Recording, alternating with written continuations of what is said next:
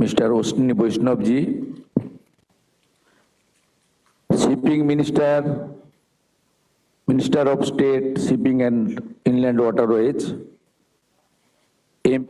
Mr. Shantanu Thakur, my minister's colleague, Honorable MPs, MLAs,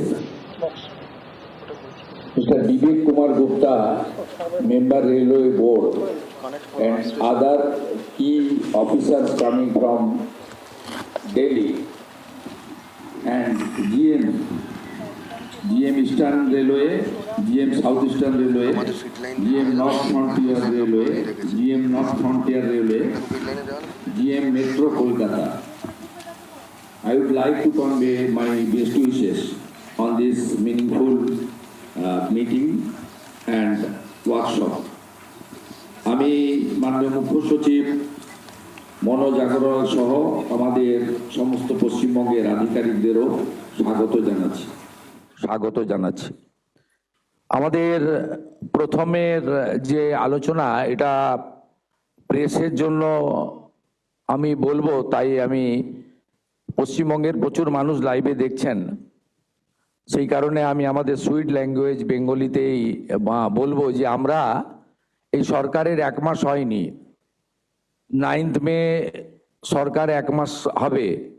তার আগে আমাদের honourable railway minister mister Ashwini Vaishnavji তার busy schedule থেকে আমাদেরকে একটা টাইম দিয়েছেন, পুরো দিন দিয়েছেন, এবং উনি আজকে early morning he landed in Calcutta Netaji Subhash Chandra Bose airport and he visited multiple number of sites. উনি অনেক জায়গায় গেছেন। ওনাকে আমাদের honourable minister, cabinet minister Jagannath Chattopadhyay accompany করেছেন এবং transport secretary also accompanied him. তা তিনি অলরেডি অনেকগুলো কাজ করতে করতে এখানে পৌঁছেছেন এবং এখানকার প্রোগ্রামের পরে আমি ওনার সাথে যাব চিংড়িঘাটা সাইট ইন্সপেকশন করতে।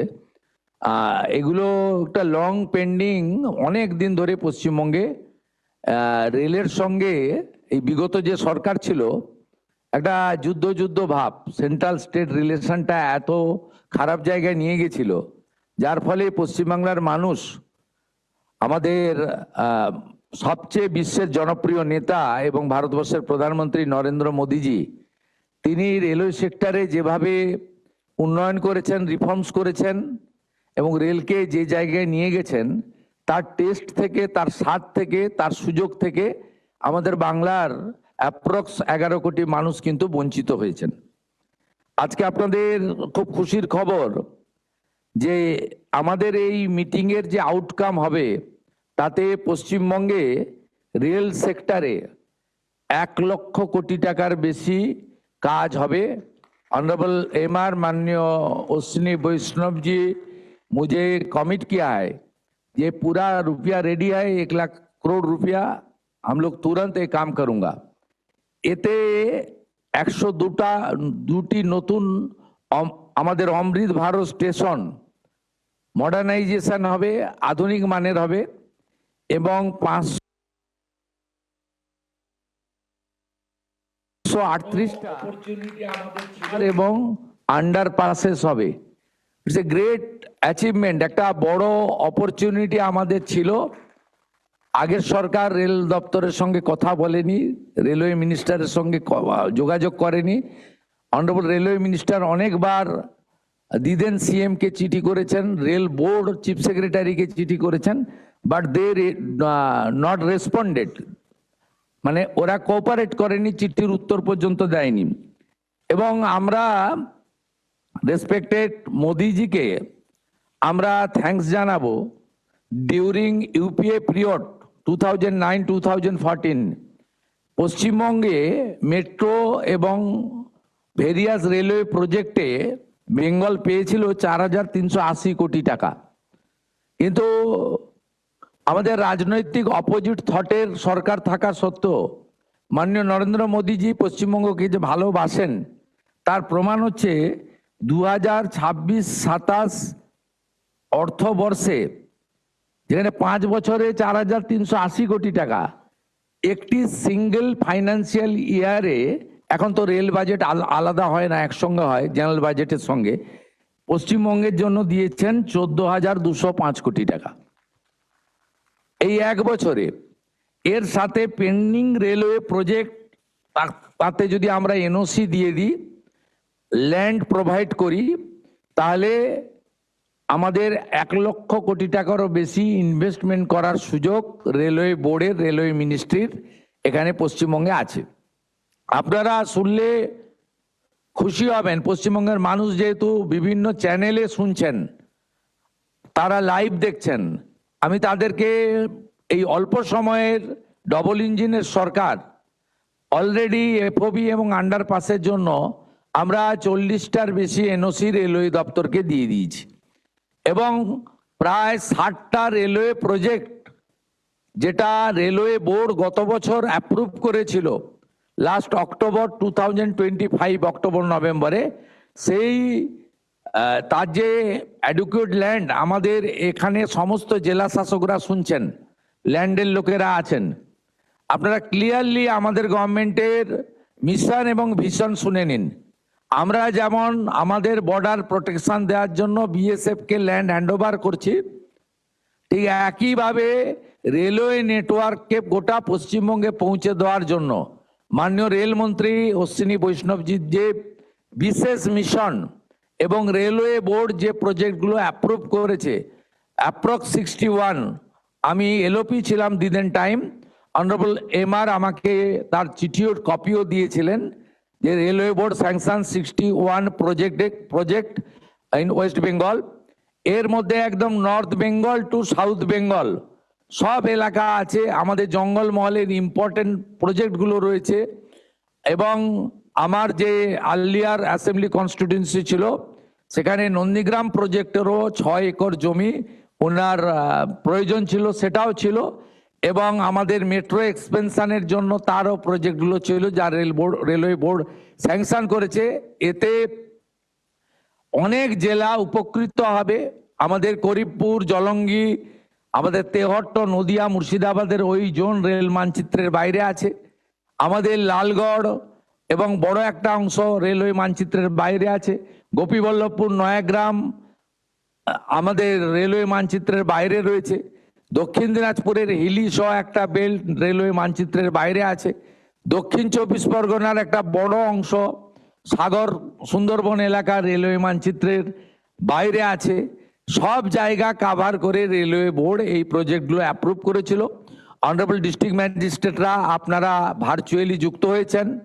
আমাদের clear instruction direction, railway board land purchase করার জন্য 100% ফাইন্যান্স করে, এবং যেখানে যেখানে আমাদের প্রয়োজন দরকার আমরা জমি অধিগ্রহণ, জমি আমরা পারচেজ করে রেলকে হ্যান্ডওভার করব। প্রয়োজন হলে রাজ্য সরকারও যেখানে যেখানে প্রয়োজন রেল যেমন যেমন সহযোগিতা চাইবে সেটা আমাদেরকে করতে হবে।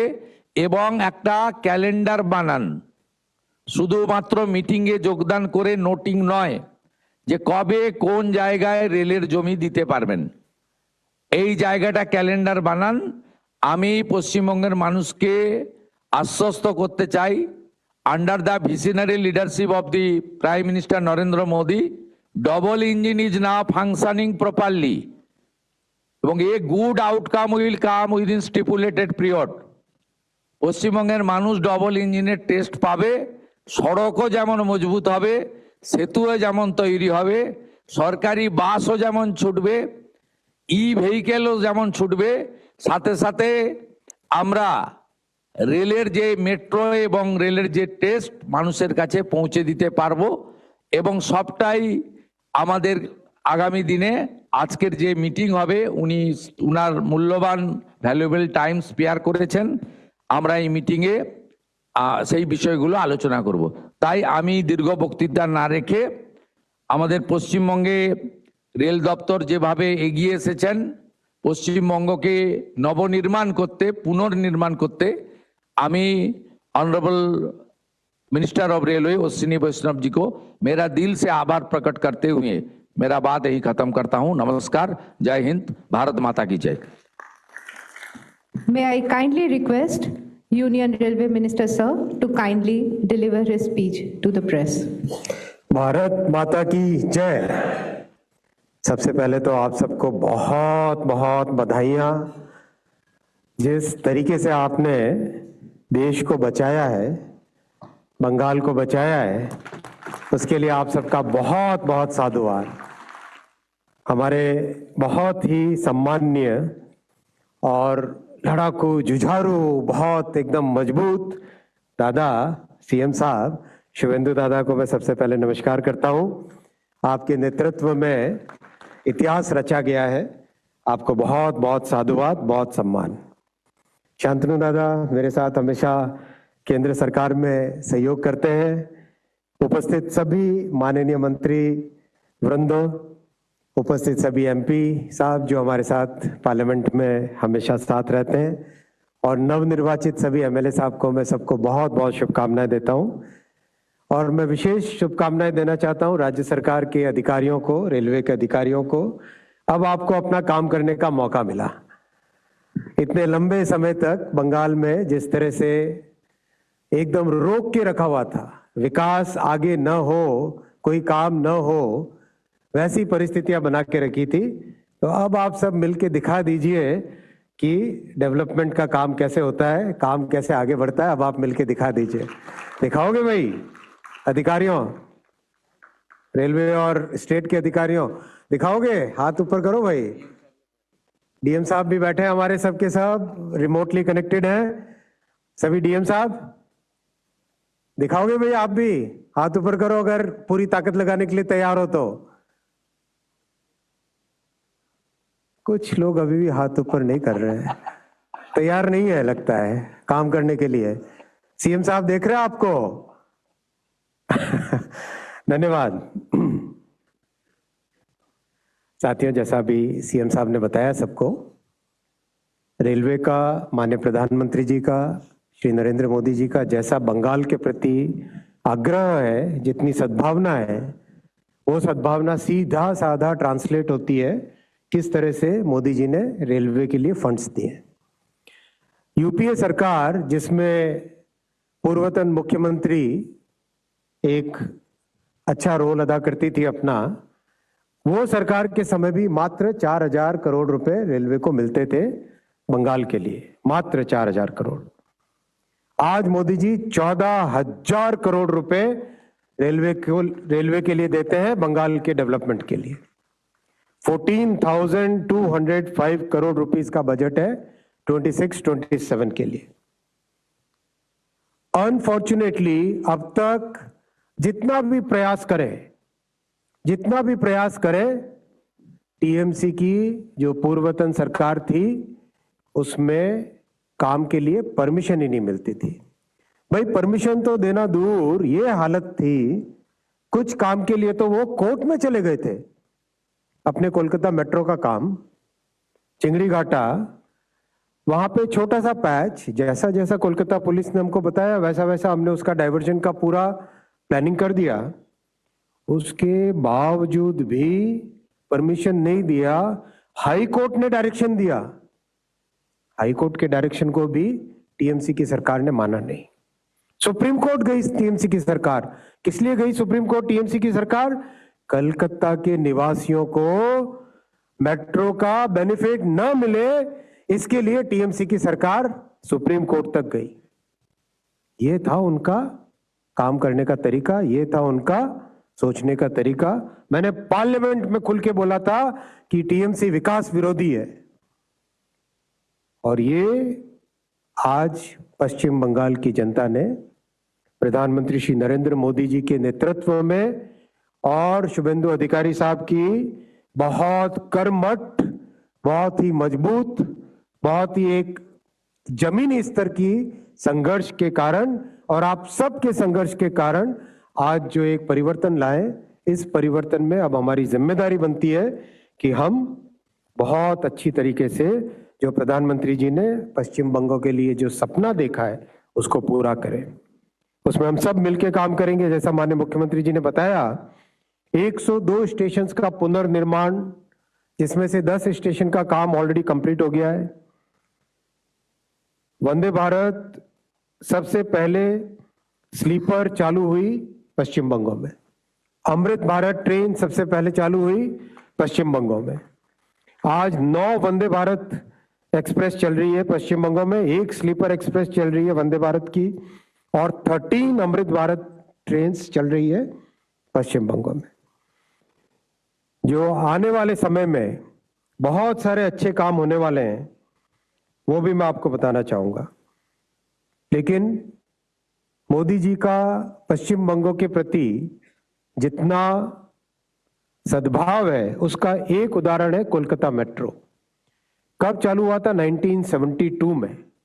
1972 में काम चालू हुआ था, लेकिन 42 इयर्स 1972 से लेके 2014 तक 42 वर्षों में मात्र 28 किलोमीटर का काम हुआ। मात्र 28 किलोमीटर, नोट करना भाई, मात्र 28 किलोमीटर का काम। 2014 में मोदी जी ने जिम्मेदारी संभाली देश की। यहां पे विपक्ष की सरकार थी, लेकिन मोदी जी का हमेशा ध्यान रहता था जनता की समस्याओं पे, आग्रह रहता था जन सुविधाओं को बढ़ाने के लिए। मोदी जी ने अपने 12 साल में 45 किलोमीटर की कोलकाता मेट्रो बनाई साथियों, 45 किलोमीटर की। कहां 42 वर्षों में 28 किलोमीटर, कहां 12 वर्षों में 45 किलोमीटर। ये होता है काम करने का तरीका। और अब पश्चिम बंगों के लिए बुलेट ट्रेन का मोदी जी ने संकल्प लिया है, जो दिल्ली, लखनऊ, वाराणसी, पटना होते हुए सिलीगुड़ी को कनेक्ट करेगी। बुलेट ट्रेन का संकल्प लिया है, दिल्ली, लखनऊ, वाराणसी, पटना होते हुए सिलीगुड़ी को कनेक्ट करेगी। दिल्ली से सिलीगुड़ी 6 घंटे में आप बुलेट ट्रेन में आराम से बैठ के पहुंच जाओगे। ये आने वाले समय में करके दिखाएंगे। बहुत तेजी से काम करेंगे। सीएम साहब का इतना आग्रह है, इतना सहयोग है। जब आपको मैंने शुभकामना देने के लिए फोन किया तो सीएम साहब ने अपनी तरफ से बोला कि अश्विनी दादा, अब जो अपने को रेलवे के डेवलपमेंट के लिए सहयोग चाहिएगा, मैं आगे बढ़ के आपके लिए काम करूंगा। मैं आगे बढ़ के बंगाल की जनता के लिए काम करूंगा। दादा आपको बहुत बहुत धन्यवाद, बहुत बहुत धन्यवाद आपको। आपने जिस तरीके से सहयोग देने का प्रॉमिस किया है, मुझे पूरा विश्वास है वो सहयोग तुरंत ट्रांसलेट भी हो गया। एनओसी जैसी चीज, कागज की चीज, पेपर पे एनओसी देना है, वो रोक के रखा हुआ था, वो सब मिल गया। लैंड एक्विजिशन की प्रॉब्लम सॉल्व होने लगी। आगे आने वाले समय में तेजी से काम करेंगे सब मिलके। और दो और नई चीजें मैं आपको जानकारी देना चाहूंगा। दादा, कोलकाता मेट्रो के लिए सीएम साहब अपन 60 नई नेक्स्ट जनरेशन की ट्रेन्स इंट्रोड्यूस करेंगे। 60 new trains of new generation, next generation. 60 नई ट्रेन्स इंट्रोड्यूस करेंगे नेक्स्ट 5 इयर्स में। 5 साल के अंदर 60 नई ट्रेन्स इंट्रोड्यूस करेंगे। मैं अभी कोलकाता मेट्रो में बैठ के आया, काफी बड़ा बदलाव इसमें लेके आएंगे, जो कि कोलकाता शहर और आसपास के सभी क्षेत्रों के लिए बहुत बड़ा बेनिफिट मिलेगा। और तीसरा जो इस बजट में अनाउंस हुआ था, ईस्ट से वेस्ट का डेडिकेटेड फ्रेट कॉरिडोर, जो कि दांकुनी से स्टार्ट होके सूरत तक जाएगा, जिसका बहुत बेनिफिट मिलेगा छत्तीसगढ़, उड़ीसा, मध्य प्रदेश, सभी राज्यों को जोड़ने वाला एक डेडिकेटेड फ्रेट कॉरिडोर, जो अपने दांकुनी से स्टार्ट होगा, पश्चिम बंगाल से स्टार्ट होगा, जो कि बहुत आने वाले समय में यहाँ की इकोनॉमी को बेनिफिट पहुंचाएगा। पश्चिम बंगाल में रेलवे इलेक्ट्रिफिकेशन 100% कंप्लीट हो गया है। 100% कंप्लीट हो गया है। और आने वाले समय में बहुत तरीके से नई गाड़ियां, नए स्टेशंस, नई फैसिलिटीज और हर तरीके से आपके लिए सहयोग होगा। मेरे कार्यालय से दादा इस मीटिंग की तैयारी के लिए सभी एमएलएस को फोन गया था। सभी एमएलएस ने जो जो बात अपनी कही वो नोट करके पूरी एक लंबी बुकलेट बनी है, उस बुकलेट में सभी एमएलएज का रिक्वेस्ट जो भी आया है वो नोट किया गया है, उस पे एक एक करके काम करेंगे आपके गाइडेंस में, जैसा आप गाइड करेंगे उस हिसाब से आगे बढ़ेंगे। आप सबको एक बार फिर बहुत बहुत बधाई और आने वाले समय के लिए बहुत शुभकामनाएं। मिलकर सभी बहुत अच्छा काम करें, ऐसी मेरी आप सबके लिए शुभकामनाएं। बहुत बहुत धन्यवाद। भारत माता की। मैं आपका एक इशू में ध्यान आकर्षण करना चाहता हूं। अब तो बड़ा परिकल्पना बंगाल के लिए कर लिया, वो तो हो भी जाएगा, और हमारी ओर से एनओसी से लेकर लैंड से लेकर यहाँ पुलिस भी है, आरपीएफ का साथ क्लोज रिलेशन रख के पूरा रेलवे प्रॉपर्टी को प्रोटेक्शन देना और जो जो काम करना है वो भी करना। हमारी खास करके कोलकाता और हावड़ा में स्टोरेज सिस्टम के लेकर थोड़ा रेल और मेट्रो रेल का साथ एक अच्छा कोऑर्डिनेशन हो जाना चाहिए। हमारी एचएमसी और कलकत्ता कॉरपोरेशन, इसके ऊपर भी थोड़ा आपका इंस्ट्रक्शन आधिकारिक के ऊपर हो जाए तो अच्छा है। और फाइनली मेरा ये गुंजाइश है, बंगाल का जनता भी सुन रहा है, बंगाल में रेलवे रिलेटेड कुछ हमारी इंडस्ट्री और कुछ हमारी वर्कशॉप, जो हमारी कांचड़ापाड़ा खड़गपुर में भी आपका रेलवे वर्कशॉप है, उसका एक्सपेंशन यहाँ रेलवे रिलेटेड कुछ इंडस्ट्री यहाँ बंगाल में जरूरी है। बंगाल में 2 करोड़ से ज़्यादा एडुकेटेड यूथ है, उनको नौकरी भी नहीं मिल रहा है, और 1 करोड़ के आसपास हमारे माइग्रेंट लेबर बाहर चला गया। इसलिए बंगाल में इसके ऊपर भी आपका कुछ ध्यान होगा तो अच्छा है। आप बाकी आईटी सेक्टर को लेकर भी आपका थोड़ा बंगाल को देखना चाहिए, यही मेरा गुंजाइश था आपके ऊपर। বাংলার আওয়াজ, বাঙালির আবেগ, জি 24 ঘন্টা।